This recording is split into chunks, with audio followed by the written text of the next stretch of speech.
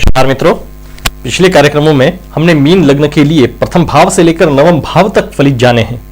सूर्य इन भावों में फलित कैसे देता है, इसके पीछे क्या तर्क है, क्या लॉजिक है, इसको समझा है। इस कार्यक्रम में दशम से लेकर द्वादश भाव तक हम सूर्य के फलित समझेंगे। हमने देखा ही है पिछले कार्यक्रमों में कि ग्रह फलित कैसे उत्पन्न करता है, यानी फल कैसे देता है।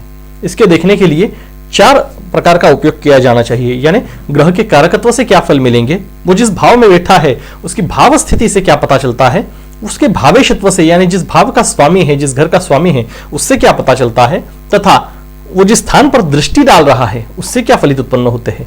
ऐसे 4 प्रकार से फलित देखकर इन सबको एकत्रित करके सटीक फल का अनुमान लगाया जाता है। तो दशम भाव के लिए यहां पर सूर्य क्या फलित देंगे, तो इसके लिए सबसे पहले हम कारकत्व से क्या फलित मिलेंगे इसको समझेंगे। कारकत्व से फलित देखने के लिए सूर्य का राशि बल देखना जरूरी है तथा भाव बल देखना जरूरी है, यानी सूर्य का बल देखना जरूरी है। तो राशि बल क्या कह रहा है, यहां पे सूर्य यहां पर 9 आंकड़ा है। मीन लग्न के लिए दशम भाव में 9 आंकड़ा आता है, यानी धनु राशि आती है। धनु राशि के स्वामी है गुरु। गुरु में और सूर्य में मित्रत्व के संबंध है, इस कारण सूर्य को राशि बल यहां पर अच्छा प्राप्त है। अब राशि बल है, भाव बल की क्या बात है, दशम भाव में सूर्य है, ये केंद्र भाव में से एक है, यानी प्रथम, चतुर्थ, सप्तम और दशम ये केंद्र भाव है तथा पंचम और नवम भाव ये कोण भाव है। यहां पर किसी विग्रह को भाव बल अच्छा मिल जाता है तथा ये कर्म स्थान है और सूर्य के कारकत्व में प्रयत्न, सामर्थ्य, अहंकार, अधिकार वगैरह आते हैं तथा सूर्य पिता के कारक है और ये पिता का स्थान है। इस कारण कारक ग्रह कारक स्थान में आ गया, इस कारण सूर्य को भाव बल अच्छा है। अब भाव बल अच्छा मिल गया, राशि बल भी अच्छा है, इस कारण सूर्य के कारकत्व से जो बातें जानी जाती है इन बातों में बहुत ही शुभ फलित प्राप्त होंगे। सूर्य के कारकत्व से क्या देखा जाता है, तो सूर्य आत्मा के कारक है, अंदरूनी चैतन्य के कारक है। इस मामले में सूर्य आरोग्य के कारक है, इसका आरोग्य उत्तम रहेगा। सूर्य पिता के कारक है, तो इस जातक को पिता का सौख्य अच्छा मिलेगा, पिता का समाज में दर्जा अच्छा रहेगा। अधिकार के कारक है, राजकृपा, राज्य सत्ता, गवर्नमेंट से मिलने वाला पैसा इनके कारक है। प्रयत्न के कारक है, सामर्थ्य के कारक है, अधिकार योग के कारक है तथा समाज में दर्जा सूर्य के कारकत्व से देखा जाता है। तो इन सभी मामलों में इसको बहुत ही शुभ फलित मिलेंगे। अब ये तो जान लिया कारकत्व से, अब हम भाव स्थिति से जानते हैं कि क्या फलित उत्पन्न होंगे। सूर्य दशम भाव में बैठे हैं, क्या फलित देंगे। हमने राशि देखी, ये गुरु की राशि है, यानी दशम भाव के स्वामी गुरु हुए। सूर्य गुरु के स्थान में, गुरु के भाव में बैठे हैं, यानी सूर्य गुरु के घर पर है, यानी मित्र के घर पर आकर बैठ गए। इस कारण मित्र के घर के लिए सूर्य शुभ फलित ही पैदा करेंगे। तो ये तो जान लिया कि सूर्य यहां पे शुभ फल दे रहे हैं। किन मामलों में, तो दशम भाव से जो बातें देखी जाती है उन मामलों में। दशम भाव से क्या देखा जाता है, दशम भाव से कर्म देखा जाता है, दशम भाव से पिता देखे जाते हैं। पिता की पद प्रतिष्ठा तथा कर्म से प्राप्त होने वाली प्रतिष्ठा, समाज में प्रतिष्ठा, ये भी दशम भाव से ही देखते हैं। तथा सूर्य से क्या देखते हैं, इन मामलों में तो शुभ फलित मिलेंगे, लेकिन क्या मिलेंगे, कैसे मिलेंगे, तो इन सभी बातों को सूर्य से जो देखा जाता है, सूर्य के कारकत्व में जो बातें आती हैं उनसे जोड़ना है और जोड़ते वक्त तर्क बुद्धि का उपयोग करना है। कैसे, तो सूर्य से राजकृपा, राज्य सत्ता वगैरह देखी जाती है। सूर्य स्वयं राजा ग्रह है और ये कर्म के स्थान पर है, तो जोड़िए कर्म को राज्य सत्ता से, राजकृपा से, तथा सूर्य अधिकार योग के भी कारक है, तो अधिकार से कर्म को जोड़िए। यानी ये जो व्यक्ति है ये गवर्नमेंट में किसी अधिकार के पोस्ट पर रहेगी, ये बात पता चलती है, क्योंकि सूर्य को बल अच्छा है, राशि बल भी अच्छा है यहाँ पे। और क्या बात पता चलती है, यहां पर सूर्य गुरु की राशि में है, तो ये प्रोफेसर वगैरह हो सकते हैं, गुरु ज्ञान देने वाले हैं। और सूर्य राज्य कृपा, राज्य सत्ता में अधिकार का पद दे रहे हैं, यानी ये प्रोफेसर हो सकते हैं। और क्या बात पता चलती है, तो यहां से पिता का सौख्य देखा जाता है और सूर्य पिता के कारक है, तो पिता के सौख्य के स्थान पर पिता के कारक ग्रह आकर बैठ गए, इस कारण पिता का सौख्य उत्तम प्राप्त होगा। इसके पिता का समाज में दर्जा भी अच्छा होगा, यह भी बात पता चलती है। अब सूर्य यहां पर कर्म के मामले में अच्छे फलित दे रहे हैं, इस कारण कर्म से मिलने वाली जो समाज में प्रतिष्ठा है वो यहीं से देखी जाती है, तो इसको ये समाज में प्रतिष्ठित व्यक्ति रहेंगे, ये बात पता चलती है। सूर्य राजकारण के भी कारक है, तो ये व्यक्ति राजकारणी भी हो सकते हैं, मंत्री या लोक प्रतिनिधि भी हो सकते हैं। लेकिन राशि अगर देखें, गुरु की राशि है, तो ये प्रोफेसर होने के चांसेस ज्यादा है। इसके लिए गुरु का बल देखना जरूरी है, गुरु कुंडली में कहां बैठे हैं, इससे इस योग का सटीकता, इस योग की सटीकता देखनी जरूरी है। अब ये तो हो गया भाव स्थिति से। भावेशत्व से क्या पता चलता है, सूर्य मीन लग्न के लिए षष्ठ भाव के स्वामी हैं, क्या पता चलता है, बस जोड़ना मात्र है। षष्ठ भाव के स्वामी आ गए हैं दशम भाव में, तो षष्ठ भाव से जो देखा जाता है उसके साथ दशम भाव से जो देखा जाता है उसको जोड़ना है। षष्ठ भाव से रोग देखते हैं, शत्रु देखते हैं, उसको जोड़िए। दशम भाव से जो देखते हैं उसको क्या बात पता चलती है? रोग हो गया किसको? दशम भाव से कर्म देखते हैं, कर्म को रोग हो गया, यानी कर्म के मामले में यहां पे बहुत सारी बाधाएं आएंगी, कर्म से तकलीफें होंगी तथा कर्म के दर्जा में भी ये कमी ला देगा। अब भाव स्थिति से तो हमने जाना था कि अरे ये प्रोफेसर हो सकता है, राजकारण में हो सकता है, बहुत सामाजिक ऊंचे पद पर हो सकता है, लेकिन इस भावेशत्व के योग के कारण उन योगों का भंग हो रहा है। यहां पे योग भंग का तत्व है, इसको समझना जरूरी है, क्योंकि आगे चलकर अगर सूर्य के साथ कोई ग्रह बैठ गया या किसी ग्रह की दृष्टि आ गई तो फलित में बदलाव आ जाता है, तो यह समझना जरूरी है। इस कारण यहां पे षष्ठेश आ गए दशम स्थान में, रोग लग गया कर्म को, इस कारण ये जो व्यक्ति है ये गवर्नमेंट में किसी अधिकार के पद पर नहीं रहेगा, षष्ठेश है, इस कारण इसमें कमी आ जाएगी, निम्न स्तर का कर्मचारी होगा, ये बात पता चलती है। या गवर्नमेंट से किसी कॉन्ट्रैक्ट की पोस्ट पर ये होगा, गवर्नमेंट में कॉन्ट्रैक्टर होगा, ये बात पता चलती है। षष्ठ स्थान शत्रु का स्थान है, कर्म स्थान में इसके स्वामी आ गए, तो शत्रुओं के कारण इसके कर्म में बाधा संभव है, ये बात पता चलती है। सहकर्मी इसके कर्म के जो जहां पे ये काम करता है वहां के जो सहकर्मी है इससे शत्रुतापूर्ण व्यवहार करेंगे, ये बात पता चलती है। सभी जो हमने फलित देखे थे अच्छे अच्छे, उन्हीं सबका यहाँ पे योग भंग हो गया। अब षष्ठेश है, यहां पर आ गए तो पिता का स्थान है, ये हमने देखा था इसका पिता का समाज में दर्जा अच्छा होगा तथा पिता के इसके साथ संबंध अच्छे होंगे, लेकिन शत्रु स्थान का स्वामी पिता के स्थान में, तो इसके पिता इसके साथ शत्रुतापूर्ण व्यवहार करेंगे, इसके कारण पिता से संबंध अच्छे नहीं रह पाएंगे, ये बात पता चलती है। पिछले योग का भंग हो गया, योग भंग का तत्व समझना जरूरी है। जब सूर्य दशम में बैठे हैं, अब हम भावेशत्व से जान लिया, दृष्टि योग से क्या पता चलता है देखते हैं। दशम से चतुर्थ पर वो दृष्टि डाल रहे हैं, तो चतुर्थ भाव से क्या देखा जाता है, उनके संबंध में भी सूर्य फलित देंगे। चतुर्थ भाव में पहले राशि देखे, 3 आंकड़ा है, मिथुन राशि है, बुध की राशि है, बुध के सूर्य के साथ न शत्रुत्व के संबंध है ना मित्रत्व के, समत्व के है, यानी मध्यम फलित ये इस भाव के लिए देंगे। चतुर्थ भाव के लिए क्या फलित देंगे? यहां से भूमि भवन वाहन तथा माता का सौख्य देखा जाता है, तो घर का सौख्य यहां से देखा जाता है, उस स्थान पर कर्म स्थान से सूर्य दृष्टि डाल रहे हैं, इस कारण ये जो व्यक्ति है ये अपने कर्मों से, सूर्य प्रयत्न के कारक है, अपने कर्मों से अपने प्रयत्नों से खुद का घर निर्माण करेगी, ये बात पता चलती है। लेकिन सूर्य षष्ठेश है, सूर्य को मीन लग्न के लिए षष्ठ स्थान का स्वामित्व प्राप्त है, इस कारण षष्ठ स्थान के जो गुण है, जो बातें देखी जाती है वो उनकी दृष्टि में भी है, यानी षष्ठ स्थान का स्वामी दशम भाव में बैठकर चतुर्थ स्थान को देख रहा है। षष्ठ स्थान से रोग देखे जाते हैं, वो कर्म स्थान में बैठ गया और घर के स्थान को देख रहा है, तो घर को रोग लग गया, कहां से? कर्मों से। तो ये जो तर्क है, तो ये ऐसे कहिए कि इस व्यक्ति को अपने घर से जहां वो रह रहा है वहां से तकलीफें सहनी पड़ेगी, इसके घर से ये समाधानी नहीं रहेगा। ये अगर रेंट से रह रहा है तो घर मालिक से इसे तकलीफें होंगी। शत्रु स्थान का स्वामी कर्म स्थान में बैठकर घर के स्थान को देख रहा है, शत्रु स्थान का स्वामी पिता के स्थान में बैठकर घर के स्थान को देख रहा है, इस कारण इसके पिता से घर के लिए इसको तकलीफें सहनी पड़ेंगी, या वाहन के लिए इसको तकलीफें सहनी पड़ेंगी। वाहन को भी रोग का स्वामी देख रहा है, इस कारण वाहन से भी तकलीफें संभव है। अब घर का हो गया, वाहन का हो गया, भूमि का भी वही हाल है। माता का सौख्य यहां से देखा जाता है, शत्रु स्थान का स्वामी पिता के स्थान पर बैठकर चतुर्थ भाव को, माता के स्थान को देख रहा है, इस कारण इसके और इसके माता के संबंध अच्छे नहीं रहेंगे। यहां पे पिता भी शत्रुतापूर्ण व्यवहार कर रहे हैं, जैसे माता भी शत्रुतापूर्ण व्यवहार यहां पे दिख रहा है, इस कारण माता से भी संबंध अच्छे नहीं रहेंगे। कई सारे अच्छे फलितों का एक भावेशत्व के कारण नाश हो रहा है, योग भंग हो रहा है। अब आगे चलते हैं, एकादश भाव में अगर सूर्य बैठ गए तो क्या फलित देंगे? एकादश भाव में मीन लग्न के लिए अगर एकादश भाव में सूर्य आ जाए तो क्या फल देंगे? हम कारकत्व से पहले जानते हैं। सूर्य की राशि यहां पर 10 आंकड़ा है, यानी मकर राशि है, शनि की राशि है। अब शनि सूर्य को शत्रु मानते हैं, लेकिन सूर्य शनि को शत्रु नहीं मानते, लेकिन यहां पे शनि की राशि में है, इस कारण इनको राशि बल कम है। भाव बल की अगर बात करें तो ये लाभ देखा जाता है, एकादश भाव से मिलने वाली आय देखी जाती है। सूर्य राजकारण के ग्रह है, अधिकार के ग्रह है, प्रयत्न के सामर्थ्य के ग्रह है, इनको ये भाव जो है ये पोषक है, इस कारण इनको भाव बल है, राशि बल नहीं।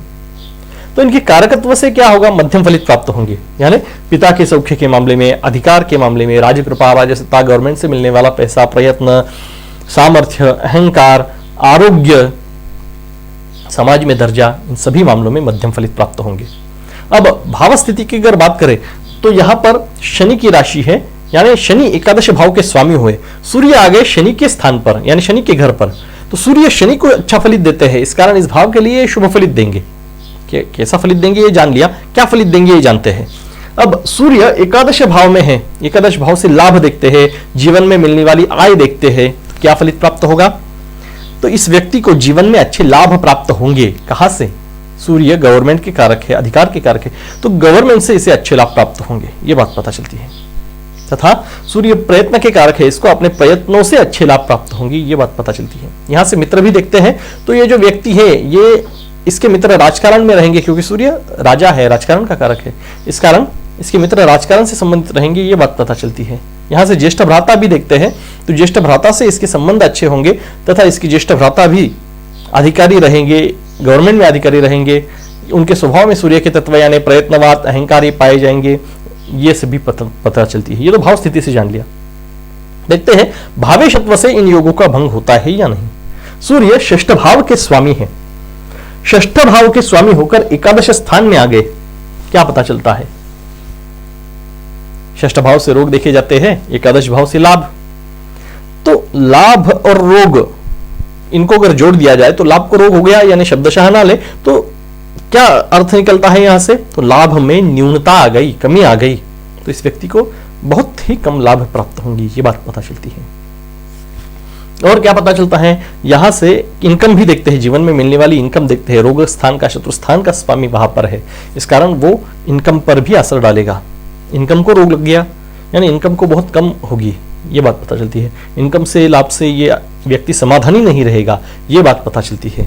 मित्र यहां से देखते हैं, षष्ठ स्थान से शत्रु भी देखते हैं, तो शत्रु का स्वामी गया मित्रों के स्थान पर, यानी इसके मित्र इसके साथ शत्रुतापूर्ण व्यवहार करेंगे, ये बात पता चलती है।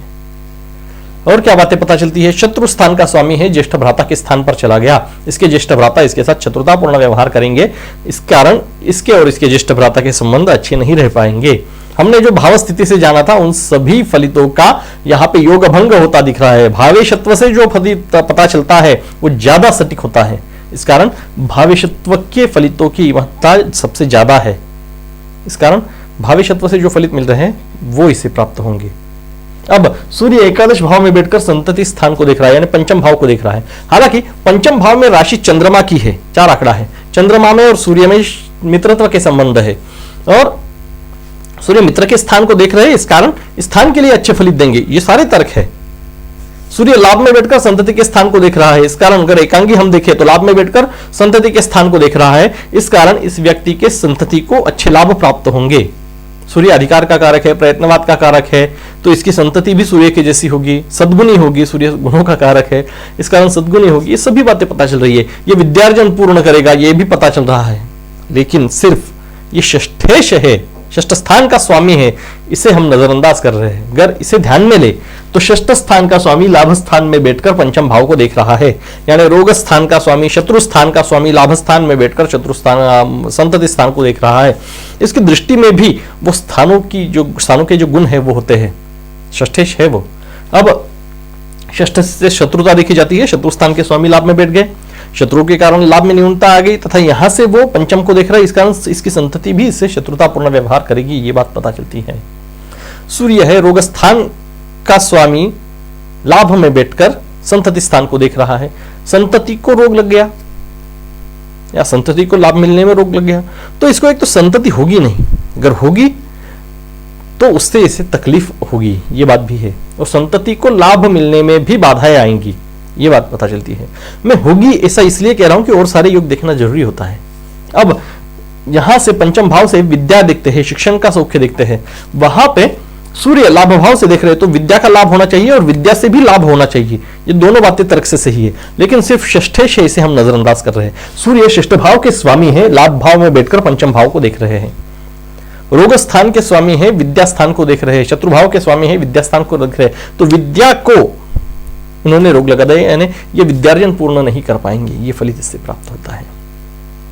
या विद्या से लाभ नहीं प्राप्त होगा, क्योंकि यहां से रोग लग गया लाभ को और वहां से देख रहे हैं विद्या को, यानी विद्या से मिलने वाले लाभ में न्यूनता आ गई, विद्या से लाभ नहीं प्राप्त होगा या विद्या का लाभ नहीं, यानी शिक्षण पूर्ण नहीं होगा, ये बात यहां से पता चलती है।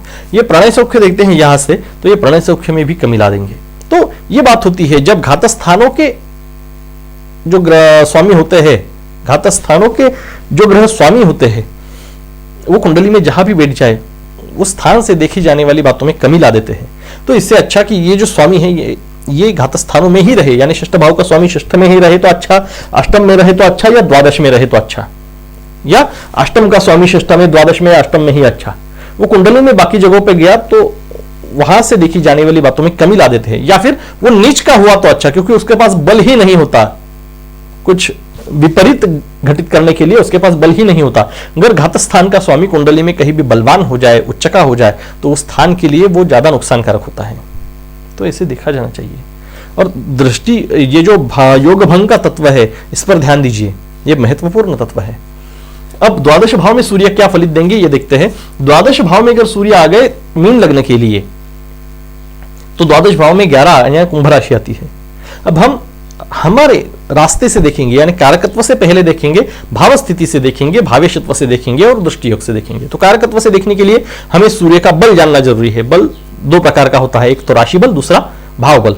तो सूर्य 11 आंकड़ा कुंभ राशि में है, ये शनि की राशि है, शनि सूर्य को शत्रु मानते हैं, इस कारण इनको थोड़ा राशि बल कम है। अब राशि बल कम है, भाव बल की अगर बात करें तो ये द्वादश भाव में है, ये घात स्थान है, यहां पर भाव बल भी नहीं है सूर्य को, अब राशि बल भी नहीं है, भाव बल भी नहीं है। इस कारण इनके कारकत्व से जो बातें जानी जाती है इनमें भी न्यूनता आएगी, यानी पिता के सौख्य में न्यूनता आएगी, राजकृपा, राजसत्ता से, गवर्नमेंट से मिलने वाला पैसा तथा सामर्थ्य, प्रयत्नवाद, अहंकार, आरोग्य, सामाजिक दर्जा, इन सभी में कमी आ जाएगी। पिता का सौख्य, इन सभी में न्यूनता आ जाएगी। अब ये तो देखा कारकत्व से। अब भाव स्थिति से क्या पता चलता है? सूर्य द्वादश भाव में है, द्वादश भाव से व्यय देखते हैं, और सूर्य से राजा है, ये राजकृपा, राजसत्ता, गवर्नमेंट आदि देखा जाता है, तो गवर्नमेंट में इसका व्यय होगा, यह बात पता चलती है। यहां से व्यय देखा जाता है, सूर्य अहंकार के कारक है, अहंकार का पोषण करने के लिए ये व्यय करेंगे, ये बात पता चलती है। और क्या बातें पता चलती है? हम तो बस जोड़ लगा रहे हैं, ग्रह से जो देखा जाता है उसको जोड़ रहे हैं, भाव से जो देखा जाता है उसके साथ। अब द्वादश भाव से बंधन भी देखा जाता है, बंधन से किसकी जोड़ी लगती है? राजकृपा, राजसत्ता, अधिकार आदि की अगर जोड़ी नहीं लगती है तो छोड़ दीजिए, बाकी की योग देखिए, ये भी देखना जरूरी है। तर्क से अगर जोड़ी नहीं लग रही है तो छोड़ दीजिए। यहां से मोक्ष देखा जाता है, सूर्य धार्मिक ग्रह है, आध्यात्मिक ग्रह है, ये मोक्ष के स्थान पर आ गए, इस कारण ये व्यक्ति आध्यात्मिक या धार्मिक होगी, ये बात पता चलती है। मोक्ष का विचार बाकी ग्रहों से करना भी जरूरी है, लेकिन प्रथम दृष्टया ये धार्मिक है, ये बात पता चलती है। अब ये तो हुआ भाव स्थिति से। भावेशत्व से क्या पता चलता है? षष्ठ भाव के स्वामी हैं, आ गए द्वादश भाव में, हालांकि बल कम है इसके पास, लेकिन बल है, बिल्कुल नीच के नहीं है ये। अब षष्ठ भाव के स्वामी द्वादश में आ गए, क्या बात पता चलती है? हमें षष्ठ से जो देखा जाता है उसे द्वादश से जो देखा जाता है उसके साथ जोड़ना है। षष्ठ भाव से रोग देखे जाते हैं, द्वादश भाव से व्यय, तो रोगों का व्यय, ये व्यक्ति आरोग्यवान होगी, अच्छा फलित प्राप्त कराया है इसने। षष्ठ भाव के स्वामी होकर अष्टम या द्वादश में बैठ जाना या षष्ठ में ही बैठ जाना अच्छा है। तो शत्रु भाव के स्वामी है षष्ठ भाव, षष्ठ भाव से शत्रुता देखते हैं, यहां से द्वादश भाव से व्यय, तो शत्रुओं का व्यय हो गया, ये बात पता चलती है। अब उल्टा कर देखें तो व्यय भाव में देखकर रोग भाव को देख रहे हैं, व्यय को रोग लगा दिया, ये भी देख सकते हैं, यानी इस व्यक्ति की व्यय कम होंगे, इस कारण इसकी सेविंग अच्छी होगी, ये बात पता चलती है। ये विपरीत राजयोग है। अब यहां पे बैठकर यहां से व्यय देखते हैं, यहां से शत्रुता, शत्रुओं का व्यय होगा, ये शत्रुहंता होंगे। यहां पे अगर राशि देखें आप तो ये सूर्य की ही राशि है, ये अपने ही घर को देख रहे हैं, इस कारण ये इस घर के लिए भी शुभ फलित उत्पन्न करेंगे, यानी ये व्यक्ति निरोगी होगा, शत्रु रहित होगा, तथा यहां से दुख भी देखे जाते हैं, तो इसको आयुष्य में दुख भी कम रहेंगे, ये भी बात पता चलती है। तो षष्ठ भाव का स्वामी द्वादश में जाए तो बहुत अच्छा, या षष्ठ या अष्टम में रहे तो बहुत अच्छा। अब दृष्टि योग से भी बात पता चली कि षष्ठ भाव पे दृष्टि डाल रहे तो ऐसे देखना चाहिए। योग भंग का जो तत्व है ये बाकी स्थानों पर हमने देख ही लिया, लेकिन ये षष्ठ, अष्टम और द्वादश में काम नहीं कर रहा है, उल्टा विपरीत काम कर रहा है, इसलिए ये विपरीत राजयोग है। अब अगले कार्यक्रम में हम बुध को लेंगे, बुध के फल देखेंगे कुंडली के सभी भावों में, सभी राशियों के लिए। अभी तक अगर चैनल को सब्सक्राइब नहीं किया है तो सब्सक्राइब का बटन जरूर दबाइएगा और सबसे महत्वपूर्ण बात, जुड़े रहिएगा। आज के लिए इतना ही। नमस्कार।